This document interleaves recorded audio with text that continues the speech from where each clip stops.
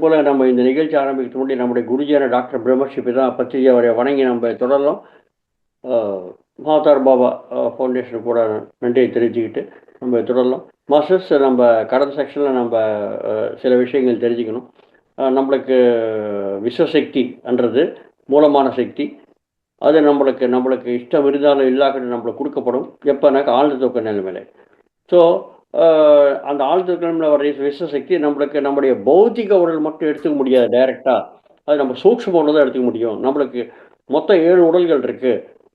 அன்னமய கோஷம், அன்னத்தோட உருவானது, பிரணமய கோஷம், மனோமய கோஷம், விஞ்ஞானமய கோஷம், ஆனந்தமய கோஷம், விஸ்வமய கோஷம், நிர்வாணமய கோஷம் அப்படின்னு நம்ம 7 உடல்கள் மொத்தமாக இருக்குது. அந்த 7 உடல்களில் முக்கியமான விஷயம் நம்ம சூக்ஷ்ம உடல், அதாவது 3வது உடல். பிராணமய கோஷம் 2வது, 3வது உடல் மனோமய கோஷம். மனோமய கோஷம் தான் நம்ம சூக்ஷ்ம உடல் சொல்கிறோம். இந்த சூக்ஷ்ம உடலில் தான் இந்த ஆற்றல் விஸ்வசக்தி எடுத்துக்க முடியும். எப்போ? ஆழ்ந்த தூக்க நிலைமையில, சுஷுப்ன அவஸ்தையில் எடுத்துக்க முடியும். Okay, right. சூக்ஷ்ம உடல் எப்படி இருக்கும்? அது எப்படி இருக்குன்னாக்கா, அது நம்ம சூழ உடலில் இருக்கிற ரத்த நாளங்கள் இருக்கிற மாதிரி சூக்ஷ்ம உடலில் நாடிகள் இருக்கும். அந்த நாடிகள் சக்தியுடைய ஓட்டம், ஆற்றலுடைய ஓட்டம் தான் நடக்கும். அது எப்படி இருக்கும்? நம்ம எல்லாருக்குமே அந்த அனுபவம் இருக்குது. கனவுல வர அனுபவம் சூக்ஷ்ம உடல் அனுபவம் தான், மனதை வேலை பண்ணுறது. ஓகே, அதுக்கு பிறகு அதோடைய உருவம் எப்படி இருக்கும் அப்படின்னாக்கா, எல்லா உடல்களும் சூழ உடல் எப்படி இருக்கோ அப்படிதான் இருக்கும். ஆனால் வர வர வர சூக்ஷ்மனாக்க கண்ணுக்கு தெரியாத நிலைமையில் இருக்கும். இப்போ ஆவியை நம்ம கண்ணில் பார்க்க முடியுமா? பார்க்கலாம். அதை ஒன்றும் கிடையாது, அது பிடிக்க முடியாது, ஒன்றும் பண்ண முடியாது. ரொம்ப சூக்ஷ்மம். ரொம்ப கனமாக இருக்கிறது ஐஸ் இல்லையா, பனிக்கட்டி. பனிக்கட்டுடைய சூக்ஷ்ம ரூபம் தண்ணீர். தண்ணீரோட இன்னும் சூக்ஷ்ம ரூபம் ஆவி. ஆவிலையும் சில தண்ணீருடைய பிந்துக்கள் இருக்கும் இல்லையா. ஆவியை இன்னும் அதிகமாக ஹீட் பண்ணாக்க சூப்பர் ஹீட்டட் ஸ்டீம் அப்படின்வாங்க. ரொம்ப ரொம்ப அதிகமான ஸ்டீம். அது இன்னும் சூக்ஷ்மமாக இருக்கும். அந்த மாதிரி வர வர வர வர சூக்ஷ்மமாகிட்டே இருக்கும். சூக்ஷ்மமாக ஆக ஆக கண்ணுக்கு தெரியாது. கடைசியில் காற்று பார்த்தீங்களா, காற்று கண்ணுக்கு தெரியுமா? தெரியாது, பார்த்தீங்களா. ஆனால் இல்லையா சொல்ல முடியுமா? உணர முடியும், அவ்வளோதான். ஸோ அந்த மாதிரி வர வர சூக்ஷ்மம். இப்போ மிச்சம் இருக்கிற 6 உடல்கள் தான் ஒரிஜினல். இது சோழ உடல் டூப்ளிகேட். அதோட ஜெராக்ஸ் காப்பி தான் இது. அது எப்படி இருக்குது அப்படி இருக்கும். ஆனால் இது கண்ணுக்கு தெரியுது, அவ்வளோ வித்தியாசம் வேணும் கிடையாது. மொத்தத்தில் இந்த விஸ்வசக்தி சூக்ஷ்ம உடல் தான் எடுத்துக்கும். அந்த மாதிரி எடுக்கிற சூக்ஷ்ம உடல் அந்த விஸ்வசக்தியை எடுத்துக்கிட்டு அந்த இடத்துக்கு விஸ்வசக்தி ஸ்தூல உடலை கொடுக்கும். இதுதான் வித்தியாசம். இப்போ ஆழ்ந்த தூக்க நிலைமை நம்ம விஸ்வசக்தி வருதுன்றோம். அப்போ வாழ்ந்திருக்கும் போது அது அது ஏன் நம்மளால் எடுத்துக்க முடியல? என்ன காரணம்? விஸ்வத்தை கம்பேர் பண்ணாக்கா நம்ம பூமியே ஒரு தூசாட்டம். அந்த பூமியில் இருக்கிற தூசில் நம்ம பாரத நாட்டு அதில் இன்னும் கால்வாசி கூட இருக்காது. அந்த பாரத நாட்டில் நம்ம மாநிலத்தில் நம்ம மக்கள், அந்த மக்களில் சூக்ஷ்ம உடல் பாருங்க, அதோடைய சைஸ் எவ்வளோ இருக்கும். நம்ம மனதால் கற்பனை கூட பண்ணி பார்க்க முடியாது, அந்த அளவுக்கு சூக்ஷ்மம் இல்லையா. ஸோ அந்த சூக்ஷ்மமாக இருக்கிற அந்த நாடி மண்டலத்தில் இருக்கிற அந்த அதை ஏன் சுத்தப்படுத்த முடியாது? ஏன் அது எடுத்துக்க முடியல அப்படின்னாக்கா, மாஸ்டர்ஸ் யார் தடுக்கிறாங்க அப்படின்னாக்கா, இதை தடுக்கிறது நம்ம தாங்க, வேறு யாரும் கிடையாதுங்க. இது நம்ம தான் தடுக்கிறோம். நம்ம தடுக்கிறது எப்படி? நம்ம தடுக்கிறது யாருக்காவது இஷ்டமாக இருக்குமா தடுக்கிறதுக்கு? சக்தி வருதுன்னா யார் தடுக்கிறதுக்கு இஷ்டமாக இருக்குமா? ஆமாம், அதுதான் காரணம். யாருன்னாக்க நம்முடைய மிச்சம் இருக்கிற உடல்கள் இருக்கு இல்லையா, அந்த உடல்களில் இருக்கிற மாற்றங்களால் தான் இந்த விஸ்வசக்தி நம்ம முழுசாக எடுத்துக்க முடியல. என்ன அந்த மாற்றங்கள் அப்படின்னாக்க மாஸ்டர்ஸ், இப்போ நம்ம தோல உடலில் ரத்த ஓட்டத்தில் ஏதாவது அடைப்பு இருந்ததுனாக்க அந்த பாகம் வேலை பண்ணாது இல்லையா. ரத்த ஓட்டம் சரியில்லைனாக்க அந்த பாகம் வேலை பண்ணாது. இப்போ பாருங்கள், ஃபார் எக்ஸாம்பிள் நம்ம ஒரு குஷ்டிரோகி எடுத்துக்கோங்க. லெப்பர்சி இருக்கிறவங்க பார்த்தீங்களா, லெப்பர்சி இருக்கிறவங்க நீங்கள் எடுத்தீங்கன்னாக்க இந்த விரல்கள் எல்லாமே அப்படியே கீழே விழுந்துட்டு இருக்கும். அப்படியே அந்த சீம்போட ரத்தத்தோட அப்படியே தொங்கிட்டே இருக்கும். இந்த இடத்துல இந்த சில பகுதியே இருக்காது, விரல்கள் பகுதியே இருக்காது, கால் விரல்கள் பகுதியே இருக்காது. சில விரல்களை தின்னுட்டு இருக்கும். என்ன காரணம் அப்படின்னாக்கா முழுச ரத்தோட்டம் அங்கே ஓடல. ரத்தோட வழியே தான் நம்ம சிக்கி போகிறது இல்லையா? அதே மாதிரி சூக்ஷ்ம உடல்ல நம்மளுக்கு எந்தெந்த சூக்ஷ்ம உடல்ல இருக்கிற ரத்த நாடிகளும் ரொம்ப தூய்மையா சுத்தமா இருந்தாக்க நம்ம விஸ்வசக்தியை ஆழ்ந்த தூக்க நிலைமையில எடுத்துக்க முடியும்.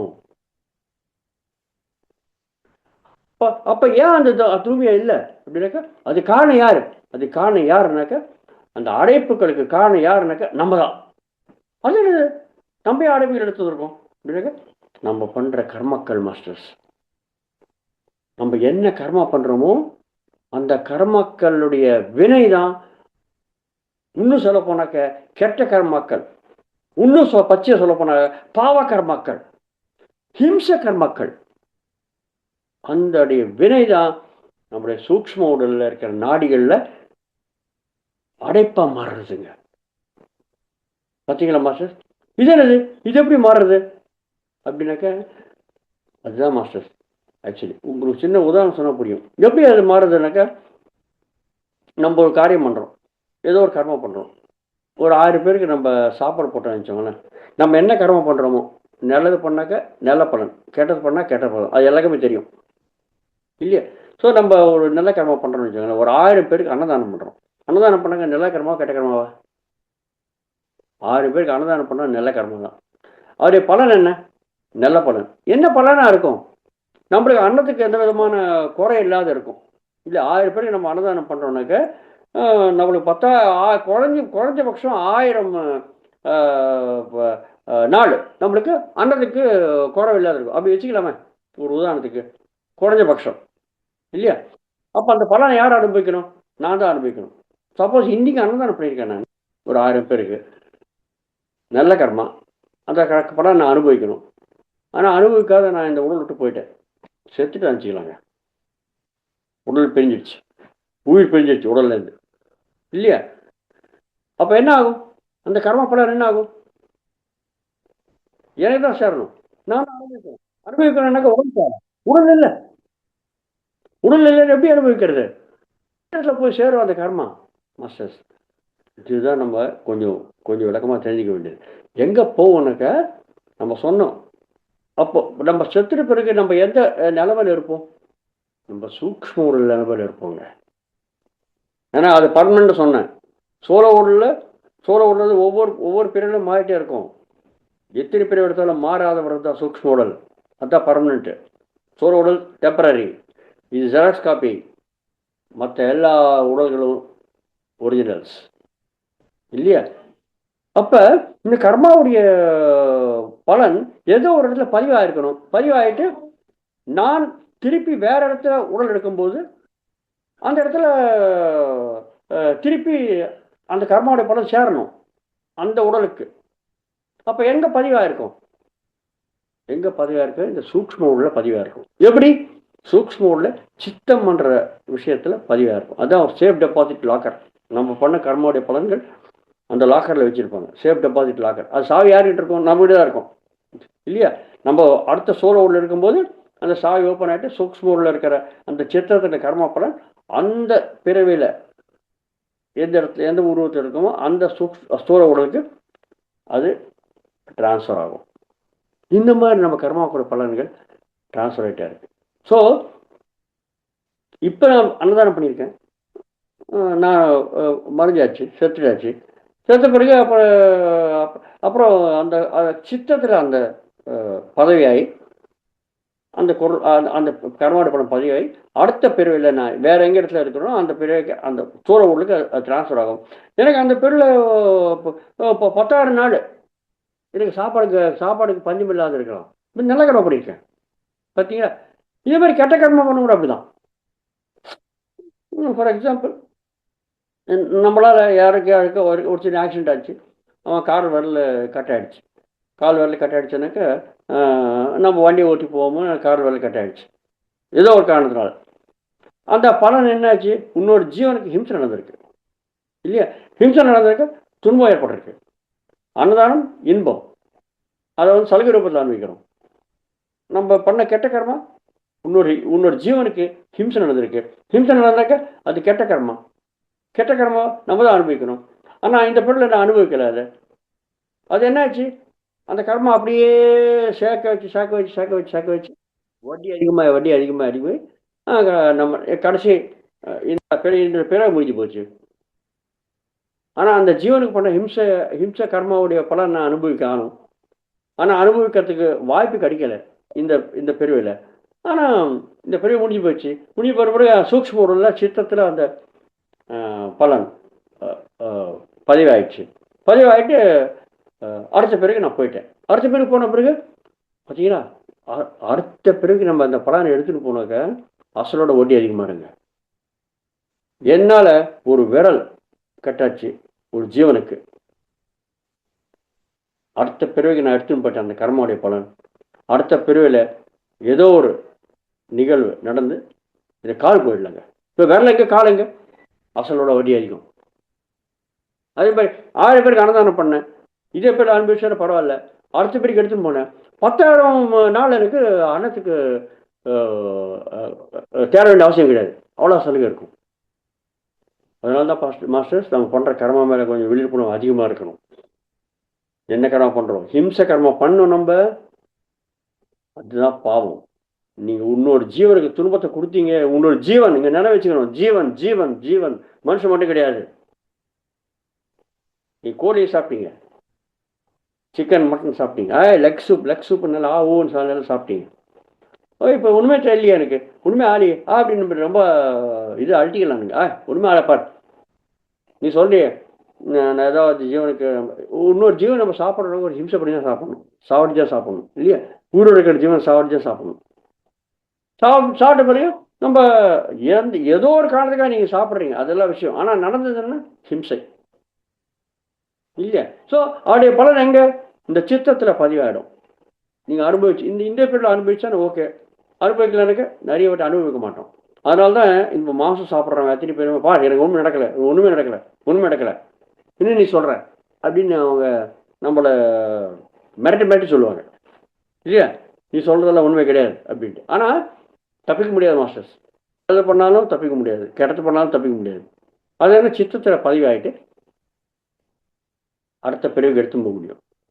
அடுத்த பிரிவில் என்ன, ஒரே முட்டி வலி, என்ன பண்ணாலும் நடக்காது. ஏன்னா அப்போ லெக் பீஸ் சாப்பிட்டோமே, இப்போ நம்ம லெக்கு வெளி பார்த்தீங்களா, சித்தத்தில் பதிவாக இருக்கும். மாஸ்டர்ஸ் எப்படின்னாக்கா சித்தம் பண்ணுறது ஒரு பொருள், அது சித்தம் பண்ணுற ஒரு பொருள் சேஃப் டெபாசிட் லாக்கர் ஆட்டம். டெபாசிட் லாக்கர் கீ யார்கிட்ட இருக்கும், நம்மகிட்ட தான் இருக்கும் இல்லையா? இந்த ஸ்தூலோட அடுத்த பிறகு மாறும்போது சூக்ஷ்மோடு மாறாத இருக்குன்னு சொல்லியிருக்கோம் இல்லையா? அந்த பலன் அடுத்த ஸ்தூலோடுக்கு வரக்கூடாது. நல்லது பண்ணால் நல்லது, கெட்டது பண்ணால் கெட்டது.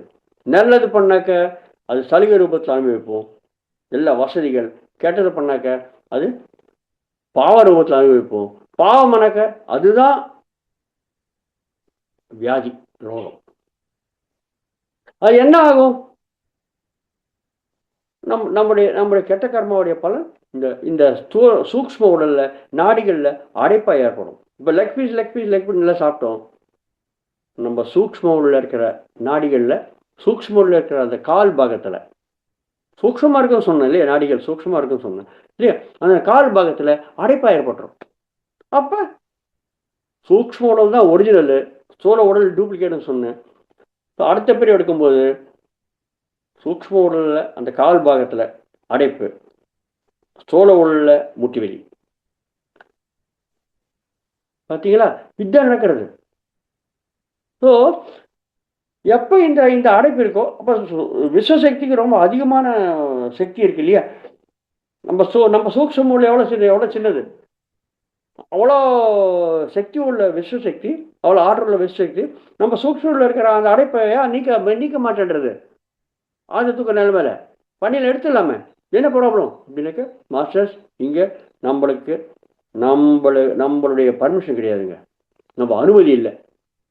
ஏன் அனுமதி இல்லை, ஏன் அனுமதி இல்லைனாக்கா நம்ம தூங்குறோம், மனம் வேலை பண்ணல.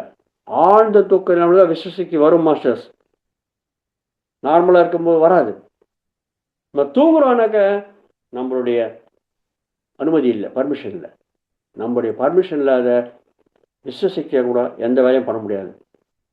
நம்ம பர்மிஷன் இருக்கணும். பர்மிஷன் இருக்கணும்னாக்க நம்ம விழிப்புணர்வோடு இருக்கணும். விழிப்புணர்வு இருக்கணும்னாக்க முழிச்சிட்டு இருக்கணும்.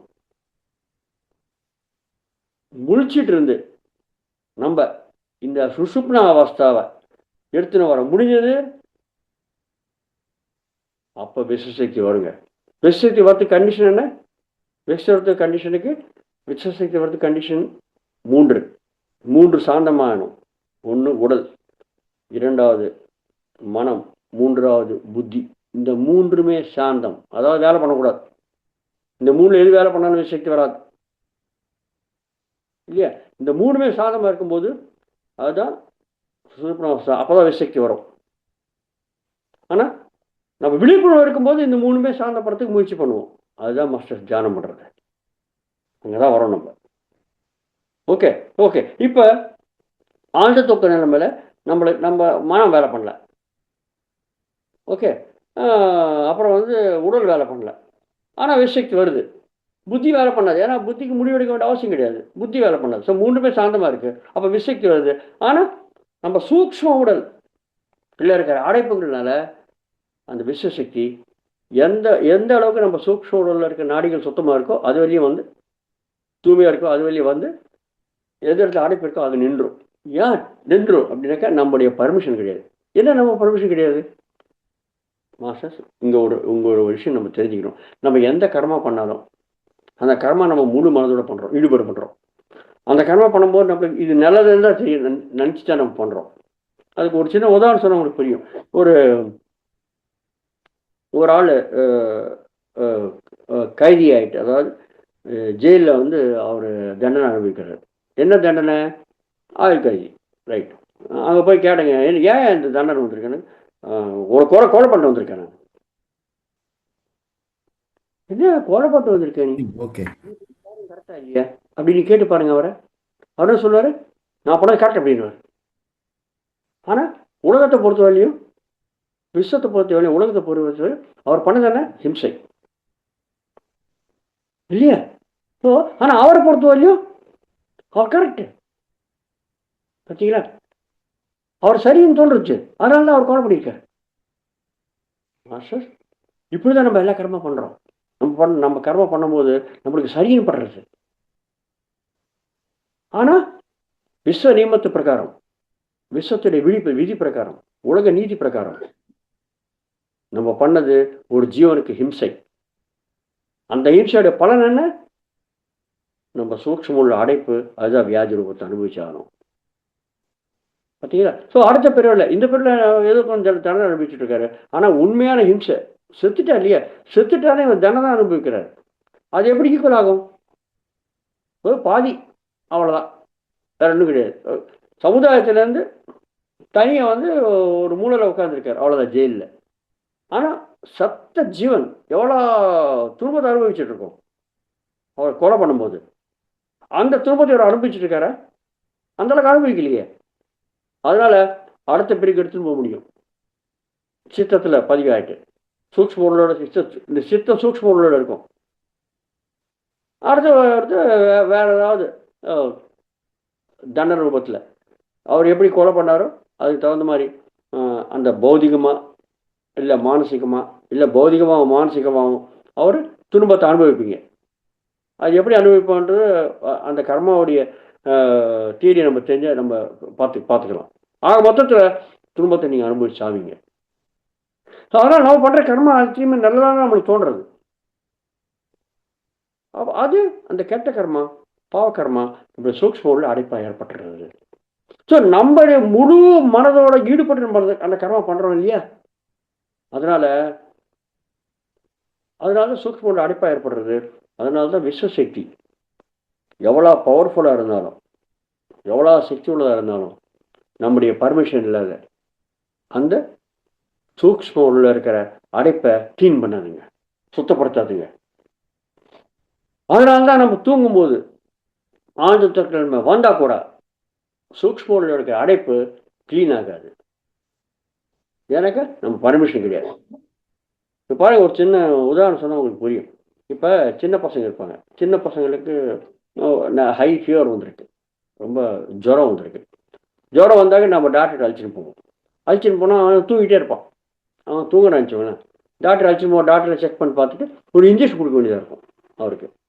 இன்ஜெக்ஷன் கொடுக்கணுன்னாக்கா தூங்குற பசங்களுக்கு, தூங்குற குழந்தைகளுக்கு டாக்டர் இன்ஜெக்ஷன் கொடுக்க மாட்டாருங்க. என்ன பண்ணுவார்? அடித்து கிள்ளி எழுப்புவார். குழந்தை எழுப்பி ஓட அழுவும் போது இன்ஜெக்ஷன் கொடுப்பார். ஏன் தூங்கும் போது இன்ஜெக்ஷன் கொடுத்துடலாமே, ஏன் கொடுக்கல? பார்த்தீங்களா? ஏன் கொடுக்கலனாக்கா தூங்கும்போது அந்த சூக்ஷ்ம உடல் எங்கேயோ போய் அழிஞ்சிட்டே இருக்கும். அந்த சமயத்தில் நம்ம பௌதிக உடலுக்கு நம்ம ஏதாவது பாதாவை துன்பத்தை நம்ம கொடுத்தோம்னாக்க அந்த சூக்ஷ்ம உடல், இப்போ நம்ம சாவனா என்னங்க, சாவனாக்க நம்ம சூக்ஷ்ம உடல் ஸ்தூல உடலேருந்து பர்மனெண்ட்டாக பிரிஞ்சிடுறது தான்.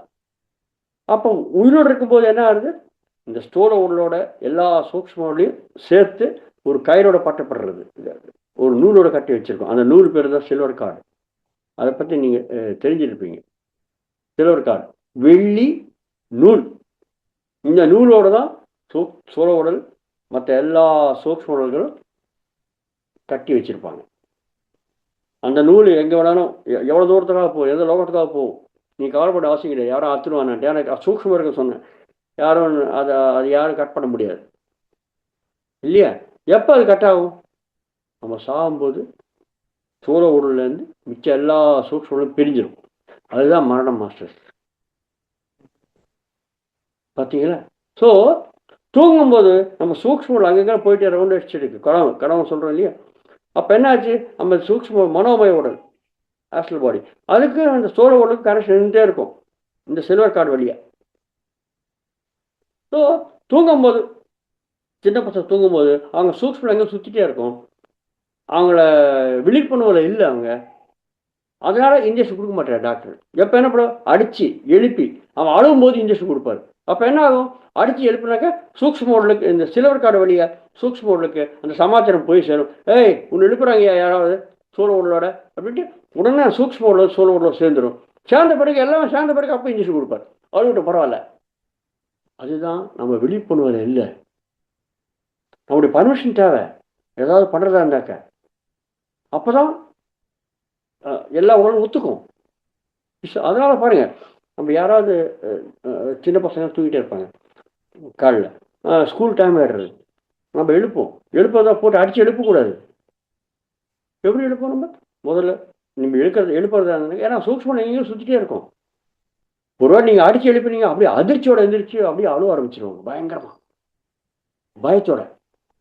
அது மாதிரி பண்ணக்கூடாது. ஏன்னா சூக்ஷ்மம் எங்கேயும் சுற்றிட்டே இருக்கும். என்ன பண்ணணும், குரலை விட்டு கூப்பிடணும். குரலை விட்டு கூப்பிட்டாக்க குரலை வச்சு கொஞ்சம் அப்படி சூக்ஷ்ம வந்துடும். யாரும் கூப்பிடுறாங்க அப்படின்னு சமாச்சாரம் போயிடும் சில்வர் கார்டு வழியாக. சூக்ஷ்ம அப்படி கொஞ்சம் சோழ உள்ள சேர்ந்துடும். அப்போ அப்படியே அசைவாங்க, மூமெண்ட்லாம் இருக்கும், ஈக்கம் இருக்கும் பெட்டில். அப்புறம் திருப்பி 2வது 3வது கூப்பிடுவோம் நம்ம. இப்போ என்ன அர்ஜென்ட் நம்ம பார்க்குறோம் தூக்குறேன் அப்படின்னா அப்போ நீ மூஞ்சி மேல் தண்ணியெல்லாம் போட்டு ஊற்றுங்க, பரவாயில்ல. எனக்கு சூக்ஷ்மம் சோர்வோட சேர்ந்துருச்சு. முழு விழிப்புணர்வு வந்திருக்காங்க அவங்க, எந்திரிக்கல. அதுதான் சமாச்சாரம். பார்த்தீங்களா மாஸ்டர்ஸ்? இதுதான் நம்ம தெரிஞ்சிக்க வேண்டிய முக்கியமான விஷயங்கள். ஸ்தூல உடலுக்கு சூக்ஷ்ம உடலுக்கு இருக்கிற கனெக்ஷன் எப்படி இருக்கும்ன்ட்டு. அதனால நம்மளுடைய பர்மிஷன் கிடையாது. என்னக்க ஏதோ ஒரு பிரிவில் நம்ம காரியம் பண்ணியிருக்கோம், அது நல்லதாவது கெட்டதாவது நம்முடைய. அதனால முக்கியமாக இந்த பாவ காரியத்தினால நம்ம சூக்ஷ்ம உடலில் அடைப்பாக ஏற்பட்டுச்சு. அந்த அடைப்பை சுத்தம் படுத்துறதுக்கு எவ்வளோ சக்தி இருக்குது விஷ சக்திக்கு. ஆனால் கூட அதை க்ளீன் பண்ணாது.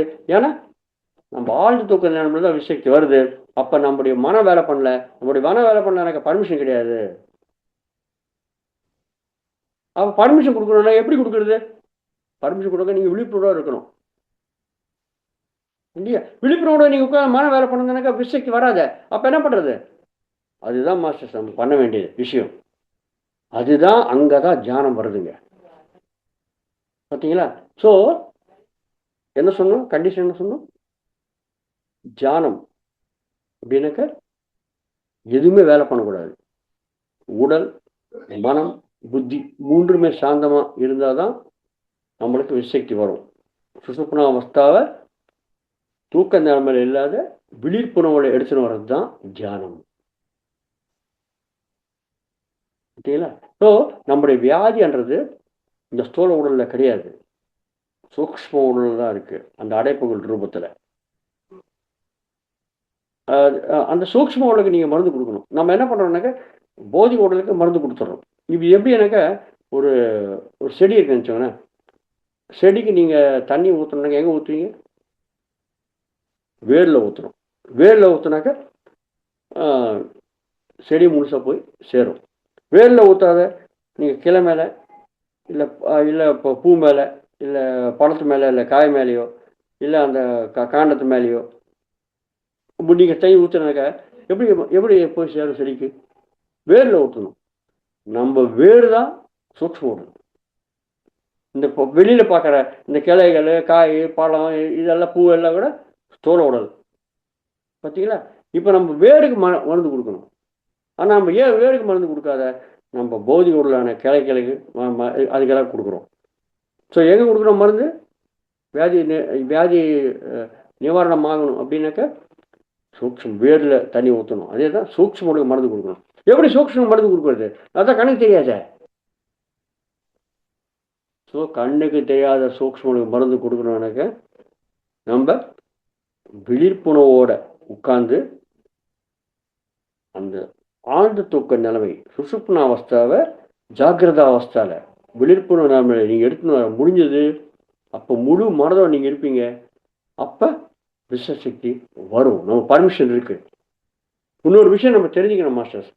இந்த விசசக்தி வரும்போது என்ன ஆகும் அப்படின்னாக்க அந்த அந்த அந்த சூக்ஷ்ம உள்ள இருக்கிற அடைப்புகளை அதை கிளீன் பண்ணும்போது நம்மளுக்கு வெளி வர ஆரம்பிச்சிடும், பெயின்ஸ் வர ஆரம்பிச்சிடும். அந்த பெயின்ஸ் நம்ம தாங்கிக்கணும். அதே ஆழ்ந்த தூக்க நிலைமையில உங்களுக்கு விசசக்தி நம்முடைய சூக்ஷ்ம உள்ள இருக்கிற அந்த அடைப்புகளை கிளீன் பண்ண ஆரம்பிச்சது. உடனே வெளியே வந்தது. வெளியே வந்தனாக்கா உடனே நம்ம எந்திரிச்சிருவோம்னாக்கா உடனே விழிப்புணர்வு நிலைமைக்கு வந்துடுவோம், ஜாகிரதாக வந்துடுவோம். உடனே விசசக்தி கட்டாயிடும். அதனால ஆழ்ந்த தூக்க நிலைமையில வராது. நம்முடைய பர்மிஷன் கிடையாது, நம்ம விழிப்புணர்வோட இல்லை. ஓகே, நம்மளுடைய பெயின்ஸ் வரதுக்கு வாய்ப்பு இருக்கு. பெயின்ஸ் வந்தாக்க உடனே நம்ம ஐயோ வெளிக்கிறது அப்படின்ட்டு திடீர்னு மன வேலை பண்ணுறதும் உடல் வேலை பண்ண ஆரம்பிச்சிடும். அது வேலை பண்ணதுனாக்க விசக்தி கட்டாயிடும். அதனால ஆழ்ந்த தூக்க நிலைமையில வராது, கிளீன் பண்ணாது விசக்தி நம்முடைய சூக்ஷ்ம உள்ள. அப்போ என்ன என்ன வேற என்ன வழி இருக்கு? வேற என்ன வழி இருக்கு? நம்ம கர்மா பண்ணிட்டோம், கண்ணம்மன்ட்டு முழு மனதோட பண்ணியிருக்கோம், ஈடுபாடு பண்ணியிருக்கோம். ஆழ்ந்த பர்மிஷன் கிடையாது. அப்போ என்ன பண்ணணும்? பர்மிஷன் கொடுக்கணும். அப்போ எந்திரிச்சு உட்கார்ந்துருக்கணும். எந்திரிச்சு உட்காந்து ஆழ்ந்த தூக்க நிலைமையில நிலைமைய சுசுப்னாவஸ்தை ஜாகிரதை எடுத்து வரணும். அதுதான் தியானம். எப்படி எடுத்து வருது மாஸ்டர்? சுசுப்னாவஸ்தா ஆழ்ந்த தூக்க நிலைமையை விழிப்புணர்வோடு எடுத்து வரணும்னாக்க முதல்ல என்ன பண்ணுறோம்? உடலை சாந்தமாக உட்கார வைக்கணும். உடல் மனம் புத்தி மூன்றுமே சாந்தமாக இருக்கணும். ஆனால் விழிப்புணர்வோடு இருக்கணும். தூங்கக்கூடாது. தூங்கினா என்ன ஆகும்? எவ்வளோ எந்த அளவுக்கு சூக்ஷ்மம் சுத்தமாக இருக்கோ அது வழியை வந்து க்ளீன் பண்ணி விசக்தி கிளம்பிடும். அதனால தான் நம்ம வியாதி குணமாக ஆக மாட்டேன்றது. முழிச்சிட்டு இருந்து உட்கார்ந்து நம்ம அந்த சுசுப்னாவஸ்தாவை எடுத்துன்னு வரணும். எப்படி எடுத்துன்னு வருது? சுசுப்னாவஸ்தைக்கு போகிறதுக்கு முதல்ல உடல் அமைதியாக இருக்கணும். பார்த்தீங்களா? அதனால தான் பாருங்கள், சுகமான ஆசனத்தில் உட்காருங்க. தியானத்தை எப்படி உட்காரணும்? சுகமான ஆசனத்தில் உட்காருங்க. கீழே உட்கார முடிஞ்ச உட்காருங்க, கீழே உட்கார முடிய சோஃபாவில் உட்காருங்க, இல்லை சேரில் உட்காருங்க, இல்லை பெட் மேலே உட்காருங்க, எப்படியாவது உட்காருங்க, பரவாயில்ல. ஆனால் சுகமாக உட்காரணும். உடம்புக்கு எதாவது கஷ்டம் இருக்கக்கூடாது. ஏன் கஷ்டம் இருக்கக்கூடாது? உடம்புக்கு ஏதாவது கஷ்டமாக இருந்ததுனாக்க நீ கீழே போட்டு சப்பலாக்களை போட்டு உட்காரு, இல்லை பத்மாசத்தில் உட்காரு, இல்லை வஜ்ராசத்தில் உட்காரு. நான் சொன்னேன்னு வச்சுக்கோங்களேன், உங்களுக்கு முட்டி வெளியாக இருக்குது, நீங்கள் ஒன்றுமே பண்ண முடியல. அதில் உட்கார எப்படி உட்கார முடியும்? உட்கார முடியாது. அப்படி உட்கார்ந்தா தான் நான் தியானத்தை கற்றுக் கொடுப்பேனாக்கா தியானமாவது மண்ணாங்கட்டியாது, நீங்கள் போயிடுவீங்க. அவ்வளோதான். இந்த உட்கார முடியல என்ன பண்ணுறது அப்படின்ட்டு. ஆனால் சுகமான ஆசனத்தில் உட்காருங்க. உடம்பை பற்றி சிந்தனை வரக்கூடாதுங்க மனதில். ஐயோ எங்கே வெளிக்காது அங்கே வெளிக்காது உட்காரும். அதனால் சுகமான ஆசனத்தில் உட்காருங்க. பரவாயில்ல, எப்படி இருந்தாலும் பரவாயில்ல. உங்களுக்கு எப்படி சுகமாக இருக்கும் அப்படி உட்காருங்க. பின்னாடி முதுகெலும்பு ஃபுல்லாக சப்போர்ட் எடுத்துக்கோங்க. கழுத்துக்கு மட்டும் சப்போர்ட் கொடுக்காதுங்க. அது கழுத்துலேருந்து கீழே இருக்கிற முழு பாகத்துக்கு எல்லா சப்போர்ட்டும் கொடுங்க. நீங்கள் தலைகாணி வச்சுக்கோங்க, அது வச்சுக்கிறது, மெத்தை வச்சுக்கோங்க, என்ன பண்ணுங்க, தலைக்கு மட்டும் சப்போர்ட் கொடுக்கணும். தலைக்கு சப்போர்ட் கொடுத்தா என்ன ஆகும்? தலை அப்படி சாஞ்சி உட்காந்தீங்கன்னா உடனே தூக்கம் வந்துடும். தூக்கம் வந்தால் என்ன பிரயோஜனம்? நம்ம விழிப்புணர்வு உட்காந்து அந்த சுசுப்புன அவசரம் எடுத்துன்னு வரணும் இல்லையா? அந்த பிரயோஜனம் பண்ணுறோம், தூக்க பிரயோஜனம் இல்லையா? அதனால் தலைக்கு சப்போர்ட் கொடுக்காத, கழுத்து கீழே இருக்கிற எல்லா பாகங்களுக்கும் சப்போர்ட் கொடுங்க. சுகமான அர்த்தத்தில் உட்காருங்க. இப்போ நம்ம என்ன பண்ணுறோம்? தூங்கும்போது இருக்கிற நிலைமையை எடுத்துகிட்டு வரோம். ஆனால் தூங்கலை மாஸ்டர்ஸ், ரொம்ப ரொம்ப இம்பார்ட்டண்ட்டான விஷயம் நீங்கள் நினைவு வச்சுக்கணும். நம்ம தூங்கலை, முடிச்சுட்டு இருக்கோம். உடம்ப அமைதியாக சுகமாக உட்கார வச்சாச்சு. கையை கட்டி காலை கட்டி, ஏன் கையை கட்டுறோம், காலை கட்டுறோம், ஏன் இந்த மாதிரி கைக்குள்ளே வேலை போட்டுக்கிறோம்? இங்கே தான் நம்ம தெரிஞ்சுக்க வேண்டிய ஒரு முக்கியமான விஷயம் என்னன்னாக்க, நம்முடைய சூக்ஷ்ம உடல் சொல்லியிருக்கோம் இல்லையா, நம்ம சூக்ஷ்ம உடல் தான் சக்தி எடுத்துக்கிறது, அது சோல் உடல் கொடுக்கறது. சூக்ஷ்ம உடலில் இருக்கிற நாடிகள் கோடான கோடி நாடிகள் இருக்கு, கிட்டத்தட்ட 27 கோடி மேல நாடிகள் இருக்கு. ஆனால் முக்கியமான நாடிகள் 72,000 நாடிகள், முக்கியமான நாடிகள். அந்த நாடிகள் எங்கிருந்து எப்படி இருக்கு, எப்படி எப்படி ஆரம்பிக்கிறது அப்படின்னாக்கா, இந்த இடது கை விரல்கள், இந்த 5 விரல்கள் இருக்கு இல்லையா, இந்த 5 விரல்கள் முனை, இந்த அதிலிருந்து 18,000 நாடிகள் பார்த்தீங்களா? அதே மாதிரி வலது கை 5 விரல்கள்லேருந்து 18,000 நாடிகள். என்னாச்சு? 18,000 18,000 36. அப்புறம் 4 விரல்கள் இருக்கு இல்லையா, 5 விரல்கள், அதுலேருந்து 18,000 இடது கால். வலது கால் விரல்கள் முனையிலேருந்து 18,000, அங்கே ஒரு 36,000. ஸோ இது கை விரல்களில் 36,000, கால் விரல் 36,000, 72,000 நாடிகள். இந்த கை இடது கையிலேருந்து வந்த இந்த 18,000 நாடிகள் இங்கேருந்து புறப்பட்டு வலது பக்கம் ஃபுல்லாக பரவி இருக்கு. அதே மாதிரி வலது கையிலேருந்து வர்ற முனையிலேருந்து வர 18,000 நாடிகள் புறப்பட்டு உடலுடைய இடது பக்கம் மட்டும் பரவி இருக்கு. அந்த மாதிரி காலிலேருந்து, இடது காலிலேருந்து வர 18,000 நாடிகள் உடலுடைய வலது பக்கம் மட்டும் பரவி இருக்கு. வலது காலிலேருந்து வர 18,000 நாடிகள் உடல் மட்டும் பரவி இருக்கு இடது பக்கம். அப்போ பாரு எவ்வளோ நாடிகள் கிராஸாக போகிறது. இந்த நாடிகளில் சந்திப்பெல்லாம் கிராஸாக போகிறதால சந்திப்பு சொல்லுவோம், அதான் ஜங்ஷன் சொல்லுவோம். இது எங்கே, இந்த இடத்துல எந்த இடத்துல இது சந்திப்பு அதிகமாக இருக்குனாக்கா, நம்ம முதுகெலும்பு ஒட்டி போகிறதுங்க. எல்லாமே முக்கியமான நாடிகள், எல்லா நாடிகளும் போகிறது, ஆனால் முக்கியமான நாடிகள் சொல்கிறோம் 72,000 நாடிகள். இது எல்லாமே நம்ம முதுகெலும்பு ஒட்டி போகிற இடத்துல அதுதான் ஜங்ஷன், அதுதான் சந்திப்பு. அங்கே நீங்கள் பார்த்தீங்கன்னாக்கா ஆயிரக்கணக்கான நாடிகள் இருக்கும், ஆயிரக்கணக்கான நாடிகள் சந்திப்பு போயிருக்கும். மற்ற இடத்துல நார்மல் நாடிகள் போயிட்டே இருக்கும். ஆனால் இந்த முதுகெலும்பு ஒட்டி, இந்த கழுத்துலேருந்து குதாசயம் வரலையும் இருக்கிற அந்த முதுகெலும்பை ஒட்டி இந்த நாடிகள் போகிறது இல்லையா, அந்த அந்த எக்கச்சக்கமான நாடிகள் சந்திப்பு தான், அதுதான் நம்ம சக்கரங்கள் சொல்கிறோங்க.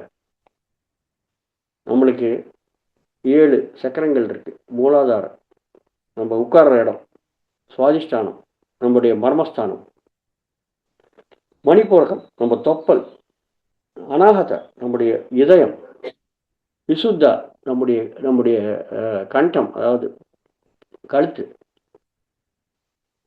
அப்புறம் ஆக்ஞா நம்மளுடைய நெற்றிக்கண், சாசார நம்முடைய உச்சந்தலை மேலே கொஞ்சம். இதுதான் நம்முடைய சக்கரங்கள். இந்த நாடிகள் சந்திப்பு தான் சக்கரங்கள். அங்கதான் சக்தி ஓட்டங்கள் அதிகமாக வரும்.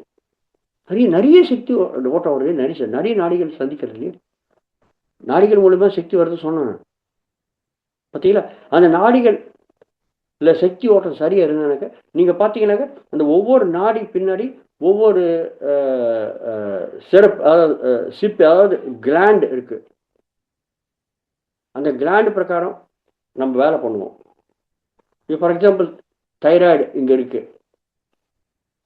அப்புறம் வந்து தைமஸ் இங்கே இருக்கு, அதே மாதிரி பேங்க்டியாஸ் மணிப்பூர சக்கரத்தில் இருக்கு, எடிலின் சுவாதிஷ்டான சக்கரத்தில் இருக்கு, கோனட்ஸ் மூலாதார சக்கரத்தில் இருக்கு. இந்த மாதிரி ஒவ்வொரு கிளாண்டு அதுலேருந்து ஒரு ரசாயனங்கள்லாம் தான் நம்மளுடைய சோழ உடல் ஒழுங்கு வேலை பண்ணுறது. அந்த ரசாயனம் எப்படி உற்பத்தி ஆகுது? நம்ம சூக்ஷ்ம உடலில் இருக்கிற அந்த விஸ்வசக்தி ஒழுங்காக அந்த ஓட்டம் ஓடிச்சுனாக்கா அந்த கிளாண்டில் இருக்கிற சுரப்பி நல்லபடியாக வந்து அது நம்ம உடலில் போய் வேலை பண்ணுறது. அது பிரகாரம் தான் நம்ம செயல்படுத்துகிறோம். மாஸ்டர் இது கொஞ்சம் இது ரொம்ப விஸ்தாரமான சப்ஜெக்ட், ஆனால் ரொம்ப சுருக்கமாக நான் சொல்லிட்டேன். ஸோ ஆக மொத்தத்தில் இந்த இந்த நாடிகள் 72 நாடிகள் இந்த 7 கிளான்ஸில் இந்த 7 முதுகெலும் ஒட்டின இந்த முக்கியமாக இந்த கழுத்துலேருந்து நம்முடைய உதாசயம் வரையும் 5 அந்த அந்த 5 சக்கரங்கள் அதுதான் ரொம்ப அதிகமாக இந்த சக்தி ஓட்டம். ஆகிய சக்கரம் அது பேர் ஆகியம். ஆகியானு ஆகிய சக்கரம் நெட்டிக்கல்ல இருக்குது, நம்ம பொட்டில் வச்சு போலே அதுதான் அந்த ஆகிய சக்கரம் பேர். ஆகியன என்ன? ஆகியனா ஆனா அதோடைய கமாண்ட், அதோடைய ஆன பிரகாரம் தான் எல்லாம் கீழே இருக்க திரும்பி வேலை பண்ணும். பார்த்தீங்களா மாஸ்டர்? ஓகே. ஸோ இந்த நாடி மண்டல வியவஸ்தால இந்த இந்த சந்திப்புகளில் இருக்கிறதா சக்கரங்கள். இந்த சந்திப்பில் இருக்கிற சக்கரங்களுடைய சக்தி ஓட்டத்தை பொறுத்து தான் நம்ம கிளாண்டு வேலை பண்ணுவோம். அது பிரகாரம் தான் நம்முடைய உடல் வேலை பண்ணும். ஃபார் எக்ஸாம்பிள் ஆனால் சுவாதிஷ்டான சக்கரம் எங்கே இருக்குது? மர்மஸ்தானங்கள் இருக்குது. நம்ம மர்மஸ்தானம், அதாவது நம்ம உற்பத்தி பண்ணுறோம் இல்லையா, சந்தானம் உற்பத்தி பண்ணுறோம், அந்த இடத்துல இருக்கிறது தான் சுவாதிஷ்டான சக்கரம். குழந்தைகள் பிறக்கலை, அது அல்ல, இதாக ஏதோ பிரச்சனை இருந்திருக்கு. அப்போ என்ன ப்ராப்ளம்? அவங்க சுவாதிஷ்டான சக்கரத்தில் ப்ராப்ளம் இருக்குது. ஒரே கேஸ் ட்ரபிள், வயிறு எரியுது. அப்படி என்ன ப்ராப்ளம்? மணிப்பூர் சக்கரத்தில் ப்ராப்ளம் இருக்குது. பார்த்தீங்களா? அதுக்கு தகுந்த மாதிரி நம்ம ஆனால் மருந்து எல்லாம் நம்ம கொடுக்குறோம், சோள உடல் கொடுக்குறோம். சோள உடல் வந்து மலை இலை மேலே கீழே மேலே போடுற மாதிரி தான் தண்ணி. ஆனால் எங்கே நம்ம பண்ணணும்? சுவாதிஷ்டான சக்கரத்துக்கு மருந்து கொடுக்கணும். அது எப்படி கொடுக்க முடியும்? அது விஸ்வசக்தினால தான் கொடுக்க முடியும். அங்கே அடைப்பு இருக்குது, அதனால தான் உங்களுக்கு சந்தானம் உற்பத்தி ஆகிறதுல ப்ராப்ளம் வருது, கேஸ் ட்ரபிள் வருது, இதே நோய் வந்திருக்கு, மனநல சக்கரத்தில் ப்ராப்ளம் இருக்குது, தைராய்டு ப்ராப்ளம் இருக்குது, அங்கே உங்களுக்கு விசுவ சக்கரத்தில் ப்ராப்ளம் இருக்குது. பார்த்தீங்களா? இதில் ரொம்ப நிறைய சம்பந்தங்கள் இருக்குது ஒன்றுக்கு ஒன்று. சூக்ஷ்ம உடல் தான், சூக்ஷ்ம உடல் தான் ஒரிஜினல், டூப்ளிகேட் சொல்லியிருக்கேன் நான். ஸோ இப்போ இந்த மாதிரி இந்த சக்தி ஓட்டம் நம்ம என்ன, நம்முடைய நோக்கம் என்ன? நம்முடைய நோக்கம் விஸ்வசக்தியை எடுத்துக்கணும். அப்போ தான் ஆரோக்கியம் வரும். முதல்ல கிளாஸ் ஆரம்பிக்கிறது அதுதான். ஆரோக்கியம் என்ன? நம்ம உடம்புல சக்தி பற்றாக்குறை, எந்த இடத்துல எது வேணும். ஸோ அதனால் சக்தி எங்கெங்கேருந்து போகிறதோ அந்த போகிற எல்லா அடைப்புகளும் நம்ம மூடணும். அந்த பிரயத்தனை நம்ம பண்ணுறோம் இப்போ தியானத்தில் உட்காரும்போது. ஸோ நீங்கள் பார்த்தீங்கன்னாக்கா இந்த நாடிகள், நீங்கள் இந்த 18,000 நாடிகள், அப்போ நீங்கள் 18,000 நாடிகள் 18,000 டிவைட் பை 5, ஸோ 3,500 நாடிகள் ஒவ்வொரு வேரலுடைய முனையிலேருந்து போகிறது. 3,500 நாடிகள் போகிறதுனாக்கா இந்த ஒரு நாடி சைஸ் எவ்வளோ இருக்கும் பாருங்கள், கொஞ்சம் எண்ணி பாருங்கள், எவ்வளோ மெலிசாக இருக்கும். நம்ம கற்பனை பண்ணி பார்க்கக்கூடாது, அந்த மாதிரி இருக்கும் சூக்ஷ்ம உடல். அந்த மாதிரி கோடிக்கணக்கான நாடிகள் இருக்குது. அப்போ எவ்வளோ சூக்ஷ்மமாக இருக்கும், நம்ம நினச்சி கூட பார்க்க முடியாது.